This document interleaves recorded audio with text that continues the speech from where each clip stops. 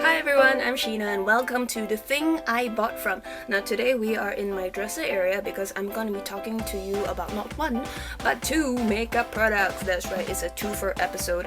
And the coolest thing about these two makeup products is that they are dual formulation products in one. What do I mean by that? Haha, now here we go. The first one I want to introduce is this. This is the Face Shop Dual Veil Concealer.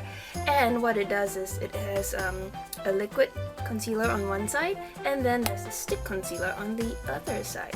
So pretty much within this one stick you have what it takes to basically cover all the imperfections on your face.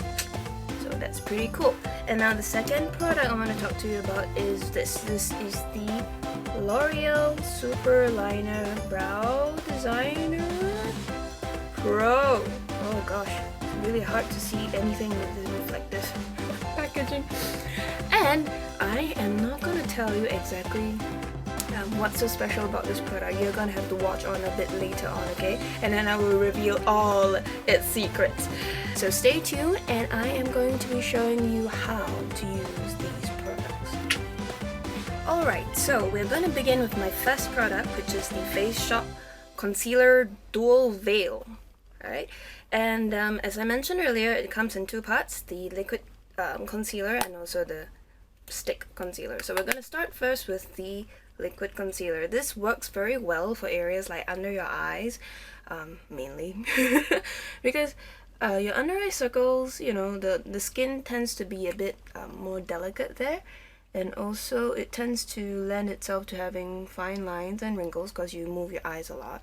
So what happens is, you know, if you use a heavier formulation like the stick concealer on it, after you move and stuff, it'll start to crease quite a bit. So that's why makeup artists usually recommend that you use a sort of liquid concealer, because it's more pliable, so it'll move together with your skin. So as you can see, what I did was I just applied it with the applicator, and then now I'm just blending it in with my ring finger. Why ring finger? Because it's apparently the finger that exerts the least pressure, so you're less likely to, I don't know, poke an eye out. Well, no, to pull on the skin under your eyes and make it creasier than it has to be. So as you can see, my under eye circles are pretty much gone. Yay! Now if you do have a little bit of a reverse raccoon effect, it's okay, especially if you're using a powder foundation like I am, because what happens is after you put on the powder foundation it can help blend it out. But if you put powder foundation directly on, it might not be strong enough to cover your under eye circles, right? So you can see there's still a little bit, but that's okay. I'm not too big of a perfectionist because, yeah, everybody has under eye circles. It's creepy if you don't have any. Now I'm going to go on with the stick concealer, and this one, as you can see, it's shaped like a lipstick. It's quite easy to handle, and this is really good for, you know, like pigmentation on your cheeks. So the coverage is heavier for this, but what I really like about this one is also the fact that, you know, it's a pretty creamy foundation, creamy concealer, so it doesn't, what's the word, cake. I'll go into the fine lines as much as some do. So like areas around your lips, darker area, little shit everywhere, oh my god. Now there's some finer, smaller imperfections that are okay to leave behind because, as I mentioned earlier, I'll be putting on powdered foundation, so that's gonna cover it. But certain things, you know, your powder foundation just cannot handle, like dark spots, blemishes, pimples, and yeah, so you go all down with the stick. Again, it's very easy to apply, just use it directly from the tube. Now if you're one of those more, how should I put it, extremely hygiene concerned people, what you can do is use it like how some makeup artists use lipstick. You can get a little spatula, scrape off onto the spatula, and then after that apply using a brush or whatever. I have no time for that shit, so this is what I do. So after you're done applying it mostly to the areas you need, again you go on with your fingers and just blend it out. I like using fingers because A, it is smaller and more able to sort of get it into the crevices, and also because the warmth from your hand will help melt it down and sort of settle it in nicely. So now, for example, over here, as you can see, I have a zit that has left me a bit of a scab, which is incredibly annoying. But it's able to cover it up quite well, and it stays there pretty much until I remove my makeup.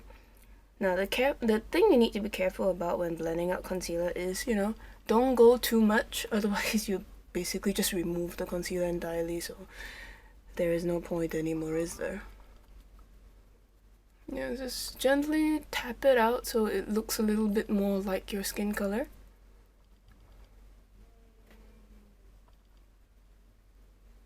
And there you go.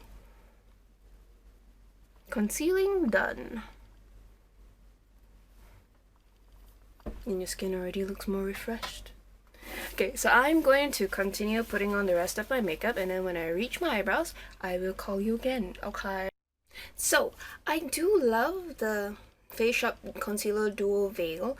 Unfortunately, there's one giant drawback, which is it only comes in 3 shades, which means if you're not any of the 3 shades, this is not going to be a product that works for you. So, unfortunately, you're going to have to look for other makeup brands with a wider repertoire of shades that will cater for your skin. That being said, if you do fit within the 3 shades, it's a Korean company, so you know, Koreans aren't exactly very varied in their skin tone, I suppose. It will work pretty well for you, I think. So as you can see, I've concealed my skin, and for the most part, you can't really see the blemishes anymore, so it does work and it does stay on. Alright, now we're back and it's time for the L'Oreal Superliner Brow Designer Pro. Okay, so the color I have, I'm honestly not sure. I think this is 01. Yes, 01. So as I mentioned earlier, it's a multi-product in one, and I'm going to show you exactly what they are right now, alright? So on the one side, you have a pencil that's a retractable pencil. So this is really nifty because what it means is you'll never have to sharpen your brow pencil ever. Right? It doesn't actually come in this shape. I kind of accidentally wore it into this shape. And what I'm going to do with this is just to sketch in the shape of my brows. Now the thing about using a pencil on your brows is that it can be a little bit harsh. But when you're like me and you have giant bald spots in your brow, you kind of have no choice. Right? So what you do is you sketch it in first. And I'm gonna do one side so you can see what it's like.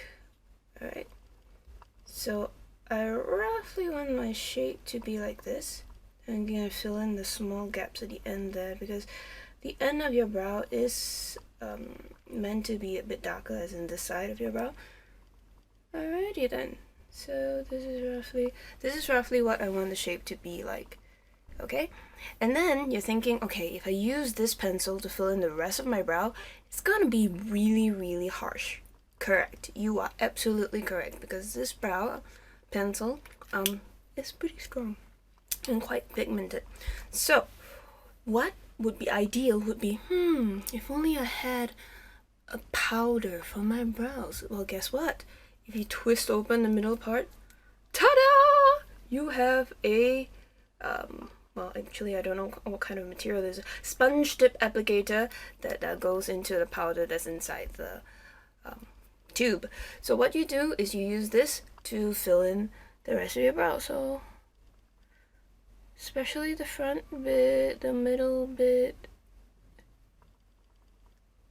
Sorry if I'm looking a bit askance. I'm using the monitor above to do this thing.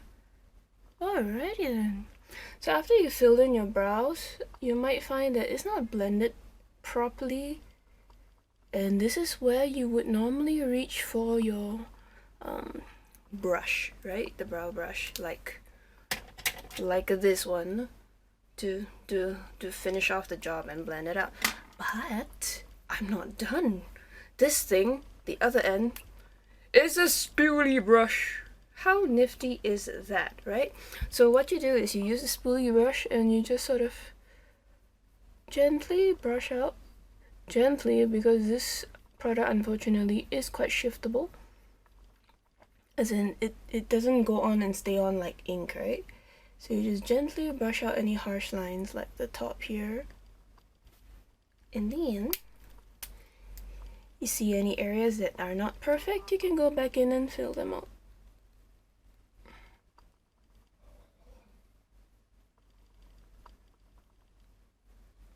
Like so.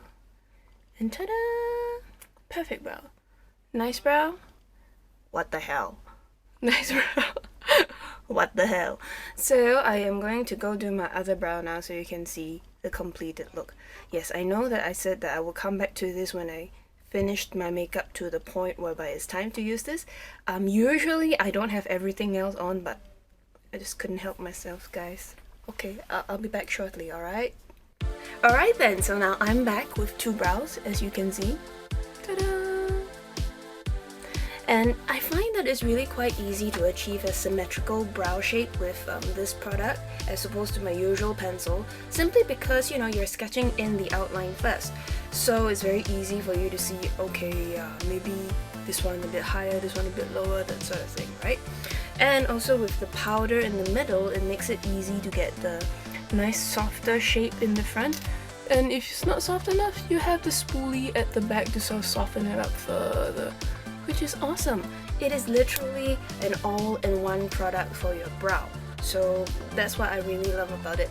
The only drawback I do have with it is that it's not as long-lasting as some of my other brow products like my Shu Uemura eyebrow pencil. That one stays on the whole day, right? But because it's a pencil, it's harder to get a softer look. You have to be very careful with how you draw it on, and also to blend it out with a brush, an external brush later on. So this is really good for you to just pop into your makeup bag and run all around. Alright, so recap, we have the Face Shop Duo Veil Concealer, and we have the L'Oreal Super Liner Brow Designer Pro. And both these, sorry about that, that's my husband flushing. So both these products are really pretty affordable, and I think you should definitely go check them out.